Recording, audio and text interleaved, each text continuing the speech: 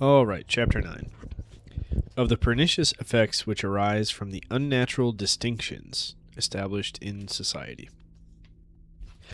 From the respect paid to property flow, as from a poisoned fountain, most of the evils and vices which render this world such a dreary scene to the contemplative mind. Property, okay. I guess the respect paid to property. For it is the most polished society that noisome reptiles and venomous serpents lurk under the rank herbage, and there is voluptuousness pampered by the still sultry air, which relaxes every good disposition before it ripens into virtue.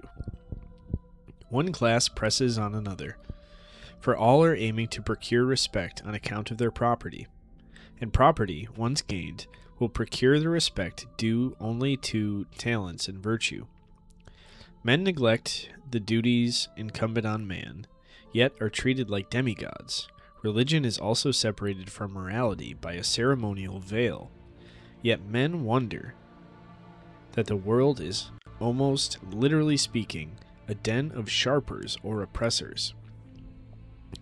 There is a homely proverb which speaks a shrewd truth, that whoever the devil finds idle he will employ. And what but habitual idleness can hereditary wealth and titles produce? Interesting. Not where I was expecting her to go with this.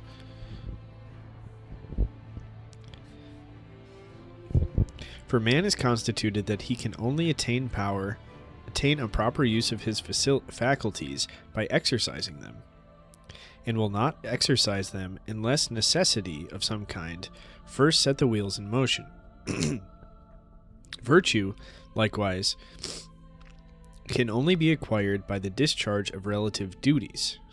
Virtue can only be acquired by the discharge of relative duties, but the importance of these sacred duties will scarcely be felt by the being who is cajoled out of his humanity by the flattery of sycophants. There must be more equality established in society, or morality will never gain ground, and this virtuous equality will not rest firmly, even when founded on a rock, if one half of mankind be chained to its bottom by fate, for they will be continually undermining it through ignorance or pride. Amen. It is vain to expect virtue from women till they are, in some degree, independent of men. Nay, it is vain to expect that strength of natural affection which would make them good wives and mothers. Whilst they are absolutely dependent on their husbands, they will be cunning, mean, and selfish, and the men who can be gratified by the fawning fondness of spaniel-like affection have not much delicacy, for love is not to be bought, in any sense of the words. Its silken wings are instantly shriveled up, when anything beside a return in kind is sought. Yet whilst wealth enervates men, and women live, as it were, by their personal charms, how can we expect them to discharge those ennobling duties which equally require exertion and self-denial? Hereditary property sophisticates the mind, and the unfortunate victims to it, if I may so express myself, swathed from their birth, seldom exert the locomotive faculty of body or mind, and thus viewing everything through one medium, and that a false one, they are unable to discern in what true... I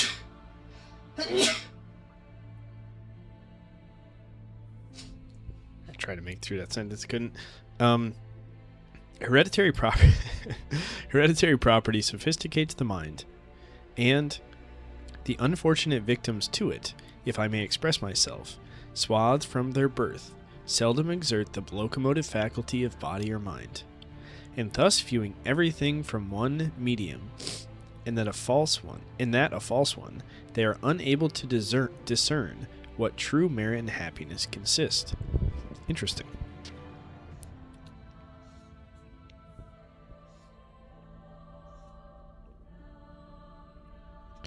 False, indeed, must be the light when the drapery of situation hides the man, and makes him stalk in masquerade, dragging from one scene of dissipation to another the nerveless limbs that hang with stupid listlessness, and rolling round the vacant eye which plainly tells us that there is no mind at home.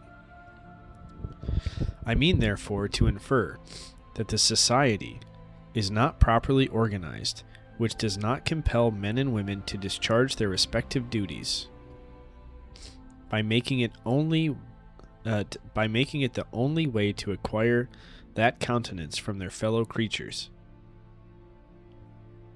The respect, consequently, which is paid to wealth and mere personal charms is a true northeast blast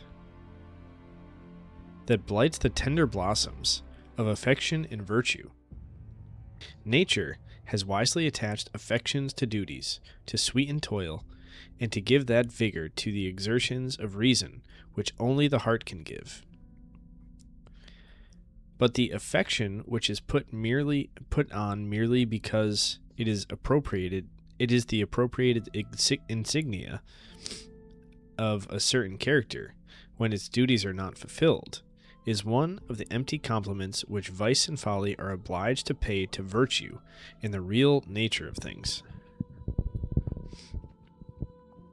To illustrate my opinion, I need only observe that when a woman is admired for her beauty, and suffers herself to be so far intoxicated by the admiration she receives, as to neglect to discharge her indispensable duty of a mother, she sins against herself by neglecting to cultivate an affection that would equally tend to make her useful and happy. True happiness, I mean all the contentment and virtuous satisfaction that can be snatched in this imperfect state, must arise from well-regulated affections. And an affection includes a duty. True happiness, I mean all the contentment and virtuous satisfaction that can be snatched from this imperfect state, must arise from well-regulated affections. And an affection includes a duty. Okay?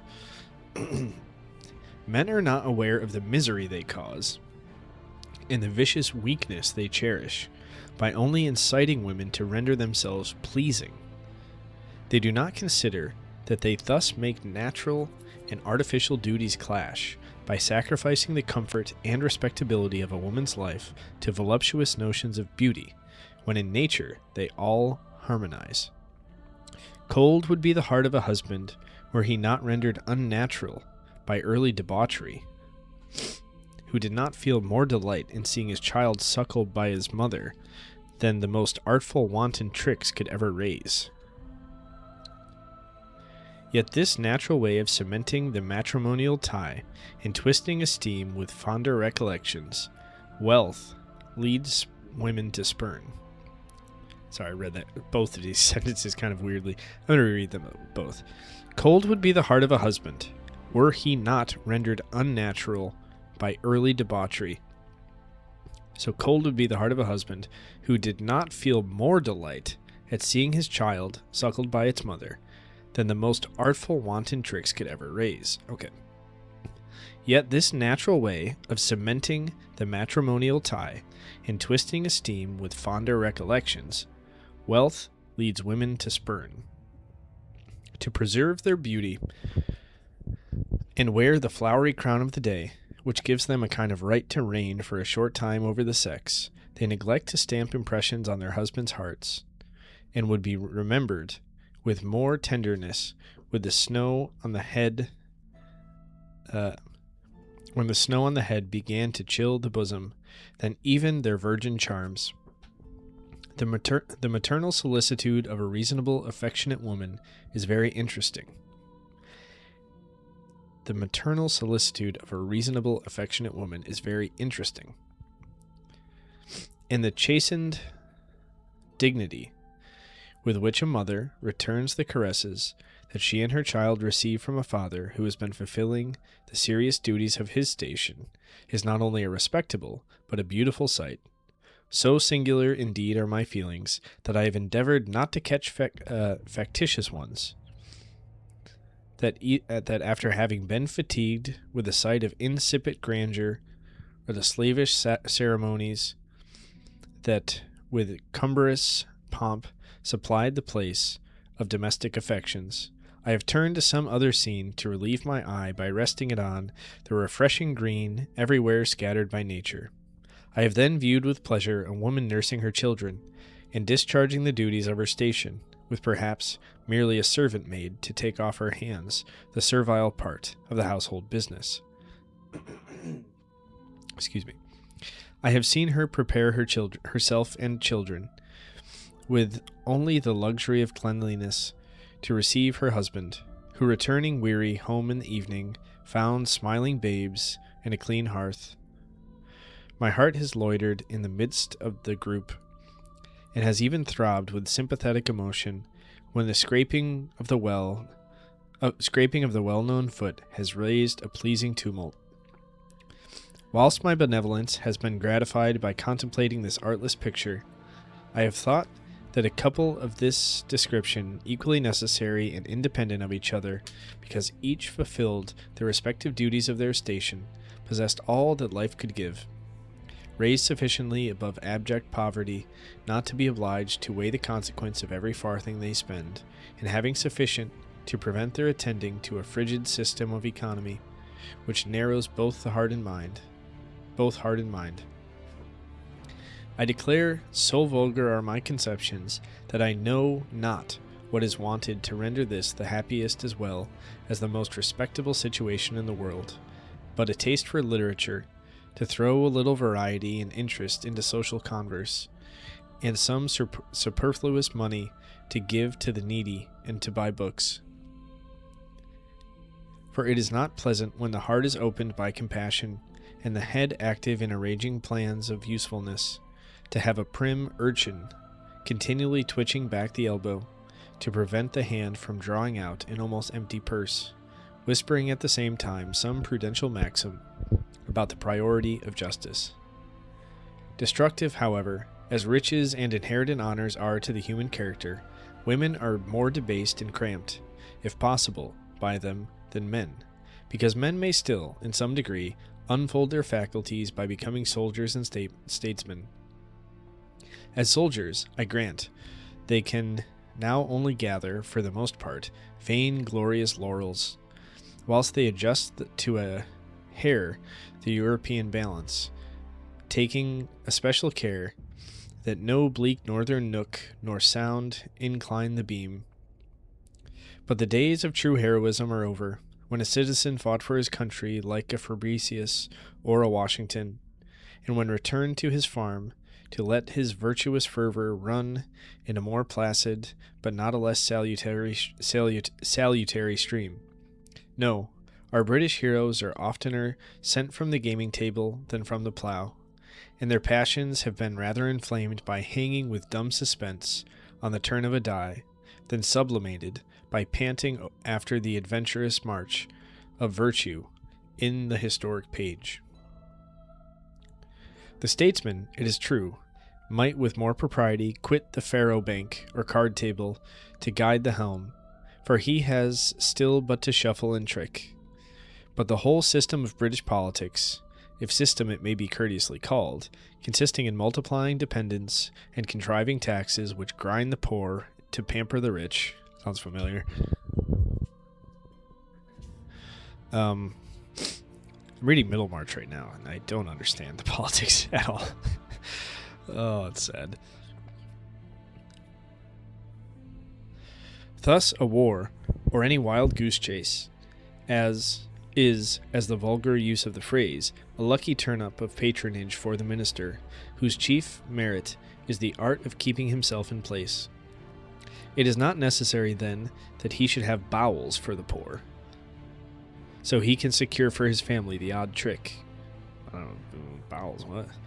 Or should some shoe of respect for what is termed with ignorant ostentation an Englishman's birthright be expedient to bubble. The gruff mastiff that he has to lead by the nose, he can make an empty shoe very safely by giving his single voice and suffering his light squadron to file off to the other side. And when the question of humanity And when the question of humanity is agitated, he may dip a sop in the milk of human kindness to silence Cerberus, and talk of the interest which his heart takes in an attempt to make the earth cry no longer for vengeance, as it sucks in its children's blood. Sucks? Yeah, sucks. It's like, is that soaks? No. Sucks in his children's blood, though his cold hand may at the very moment rivet their chains by sanctioning the abominable traffic.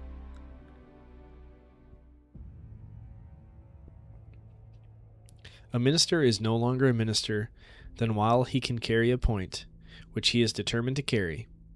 Yet it is not necessary that the minister should feel like a man when a bold push might shake his seat.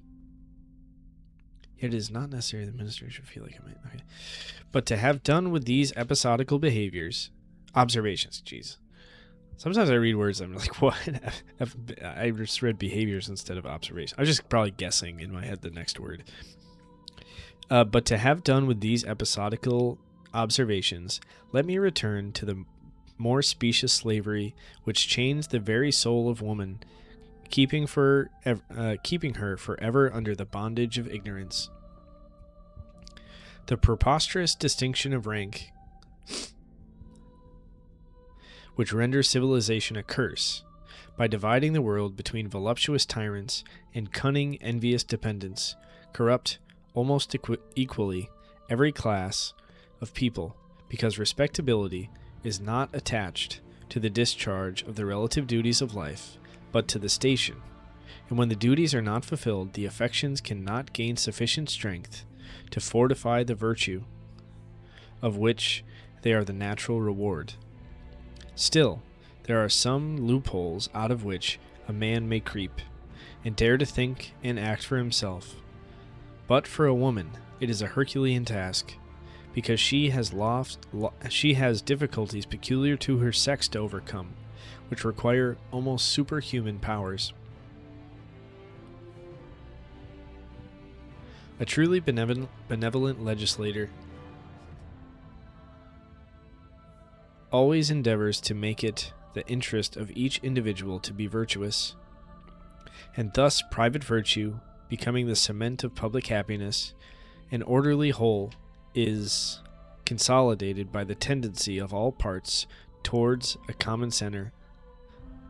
But the private or public virtue of woman is very problematical, for Rousseau and a numerous list of male writers insist that she should all her life be subjected to a severe restraint, that of propriety.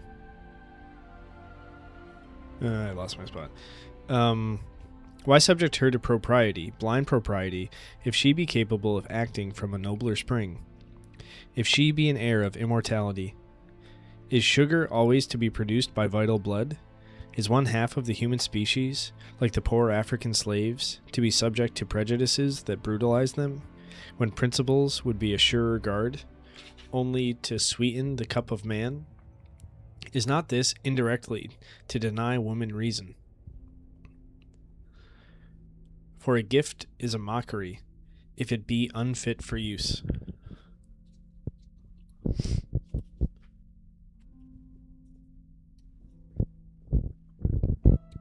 Women are, in common with men, rendered weak and luxurious by the relaxing pleasures which wealth procures. But added to this, they are made slaves to their persons, and must render them alluring, that man may lend his reason to guide their tottering steps aright. Or should they be ambitious, they must govern their tyrants by sinister tricks, for without rights there cannot be any incumbent duties. The laws respecting woman, which I meant to discuss in a future part, make an absurd unit of a man and his wife. I'm going to highlight that now. Of a man and his wife, and then, by the easy transition of only considering him as responsible, she is reduced to a mere cipher. The being who discharges the duties of its station is independent, and, speaking of women at large, their first duty is to themselves as rational creatures, and the next, in point of importance, as citizens. is that which includes so many of a mother. The rank in life which dispenses with their fulfilling this duty necessarily degrades them by making them mere dolls. Or should they turn to something more important than merely fitting drapery upon a smooth block, their minds are only occupied by some soft platonic attachment, or the actual management of an intrigue may keep their thoughts in motion. For when they neglect domestic duties, they have it not in their power to take the field and march and countermarch like soldiers, or wrangle in the Senate to keep their faculties from rusting. I know that, as proof of the inferiority of the sex, Rousseau has exultingly exclaimed, "How can they leave the nursery for the camp?" And the camp has by some moralists been termed the school of the most heroic virtues, though I think it would puzzle a keen casuist. I never know how to pronounce that word. Casuist. Sounds weird. Casuist? Probably not. To prove the reasonableness of the greater number of wars that have dubbed heroes. I do not mean to consider this question critically, because having frequently viewed these freaks of ambition as the first natural mode of civilization, when the ground must be torn up, and the woods cleared by fire and sword, I do not choose to call them pests, but surely they present system of war. But surely the present system of war has little connection with virtue of any denomination, being rather the school of finesse and effeminacy than of fortitude. Yet, if defensive war, the only justifiable war, agree, in the present advanced state of society, where virtue can shew its face, did she say shew instead of show? It's weird. Can shew its face and ripen amidst the rigors which purify the air on the mountain's top, were alone to be adopted as just and glorious, the true heroism of antiquity might again animate female bosoms. But fair and softly gentle reader, male or female, do not alarm thyself, for though I have compared the character of a modern soldier with that of a civilized woman, I am not going to advise them to turn their distaff into a musket, though I sincerely wish to see the bayonet converted into a pruning hook. I only recreated an imagination, fatigued by contemplating the vices and follies which all proceed from a feculent stream of wealth, that has muddied the pure rills of natural affection, by supposing that society will some time or other be so constituted that man must necessarily fulfill the duties of a citizen, or be despised, and that while he was employed in any of the departments of civil life, his wife, also an active citizen, should be equally intent to manage her family, educate her children, and assist her neighbors. But to render her really virtuous and useful, she must not, if she discharge her civil duties, want, individually, the protection of civil laws. She must not be dependent on her husband's bounty for her subsistence during his life, or support after his death. For how can a being be generous who has nothing of its own, or virtuous who is not free? The wife, in the present state of things, who is faithful to her husband, and neither suckles nor educates her children, scarcely deserves the name of wife, and has no right to that of a citizen. But take away natural rights, and duties become null.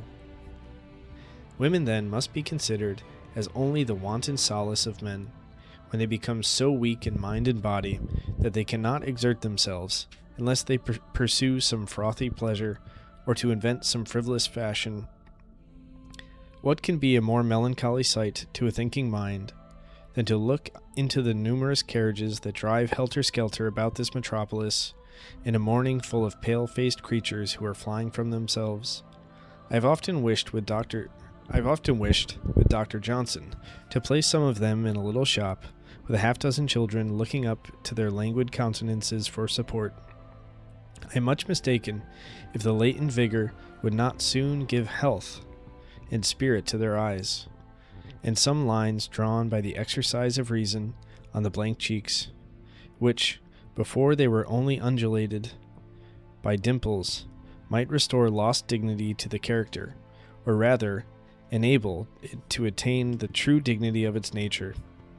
Virtue is not to be acquired even by speculation, much less by the negative supineness of wealth that wealth naturally generates.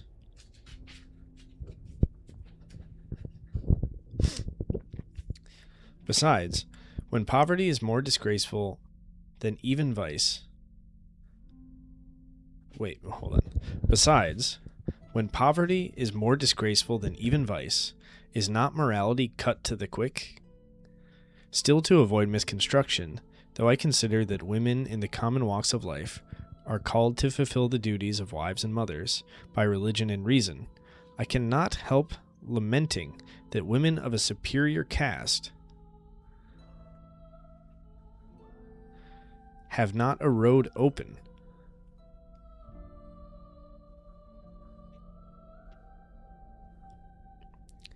I cannot help lamenting that women of a superior caste have not a road open by which they can pursue more extensive plans of usefulness and independence.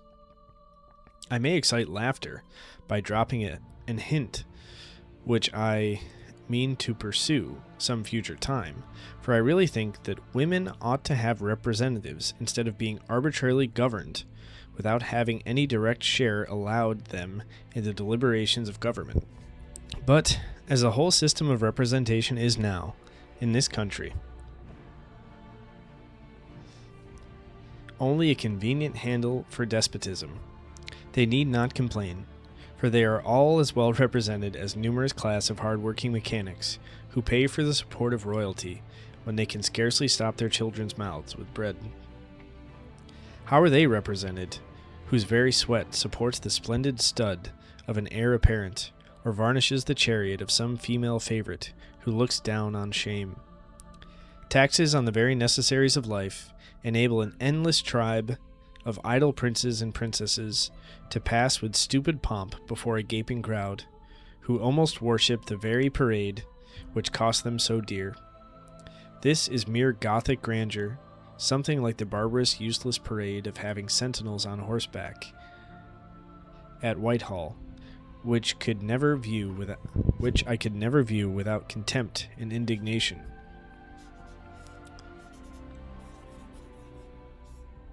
She's like also a big progressive, like labor champion. It's nice. How strangely must the mind be sophisticated when this sort of state impresses it. But till these monuments of folly are leveled by virtue, similar follies will leaven the whole mass. For the same character, in some degree, will prevail in the aggregate of society, and the refinements of luxury, or the vicious repinings of envious poverty will equally banish virtue from society, considered as the characteristic of that society, or only allow it to appear as one of the stripes of the harlequin coat worn by the civilized man. In the superior ranks of life, every duty is done by deputies, as if duties could never be waived. In the vain pleasures which consequent idleness forces the rich to pursue, appear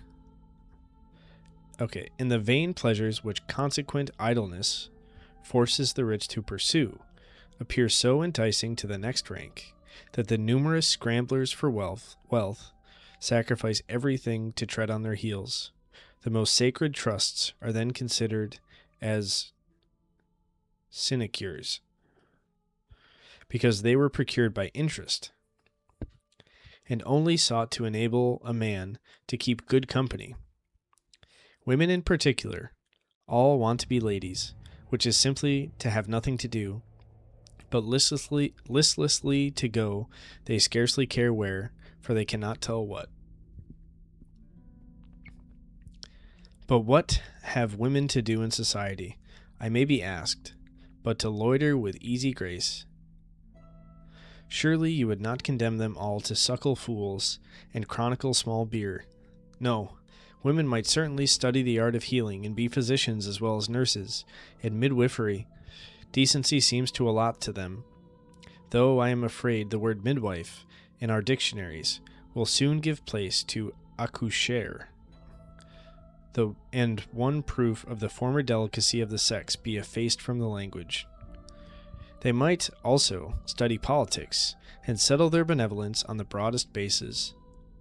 For the reading of history will scarcely be more useful than the perusal of romances, if read as mere biography.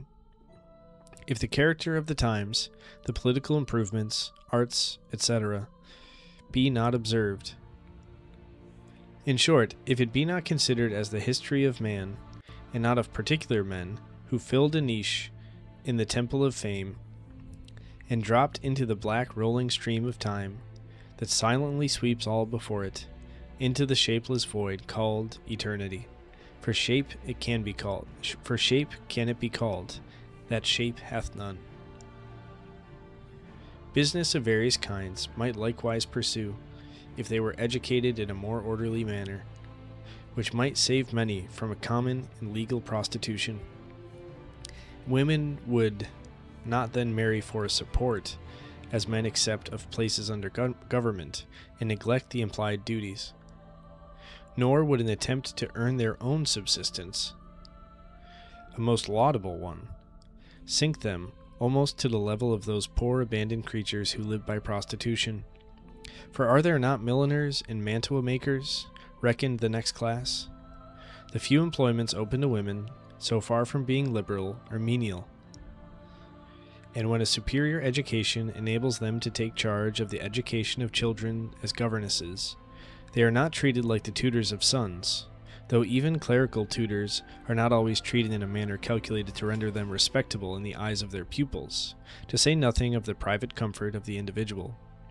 But as women, educated like gentlewomen, are never designed for the humiliating situation which necessity sometimes forces them to fill. These situations are considered in the light of a degradation, and they know little of the human heart, who need to be told that nothing so painfully sharpens sensibility as such a fall in life.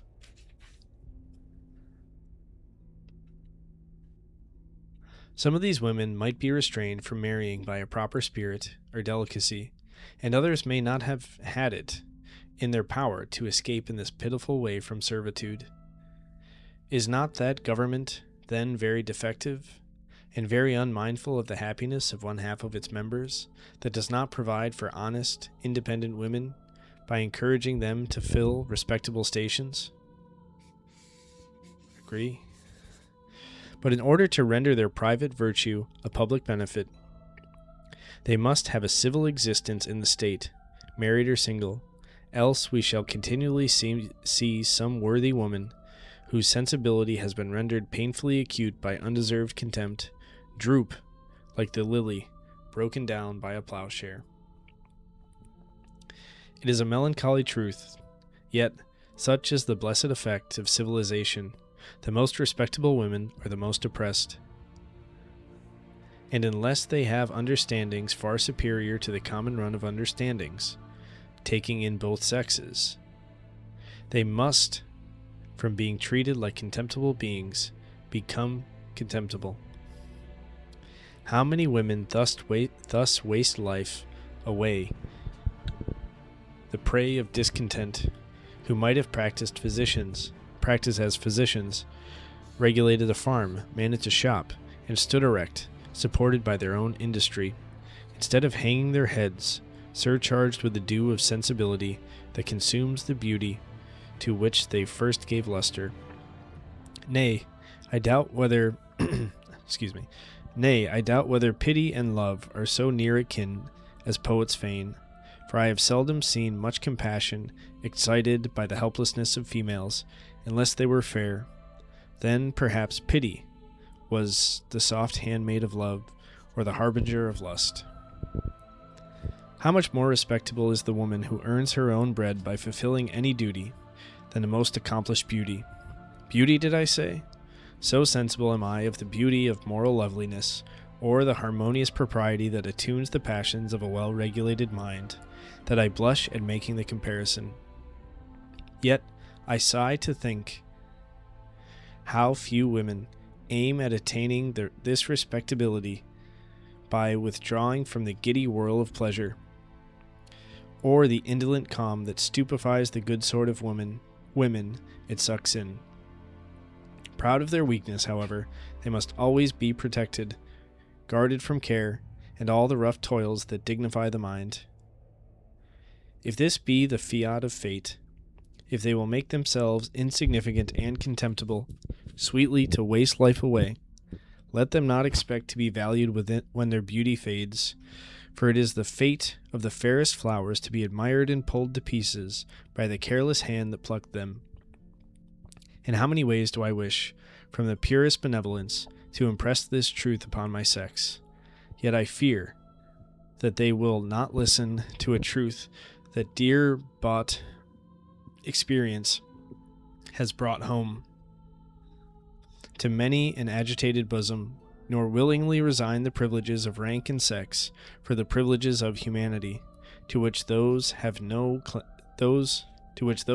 claim who do not discharge its duties.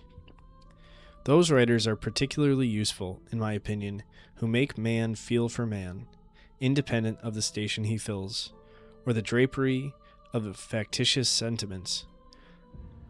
I then would fain convince reasonable men of the importance of some of my remarks, and prevail on them to weigh dispassionately the whole tenor of my observations. I appeal to their understandings, and, as a fellow creature, claim, in the name of my sex, some interest in their hearts. I entreat them to assist to emancipate their companion, to make her a help meet for them. Would men but generously snap our chains, and be content with rational fellowship instead of slavish obedience, they would find us more observant daughters, more affectionate sisters, more faithful wives, more reasonable mothers, in a word, better citizens. We should then love them with true affection, because we should learn to respect ourselves, and the peace of mind of a worthy man would not be interrupted by the idle vanity of his wife, nor the babes sent to nestle in a strange bosom, having never found a home in their mothers. Oh, man. Yeah.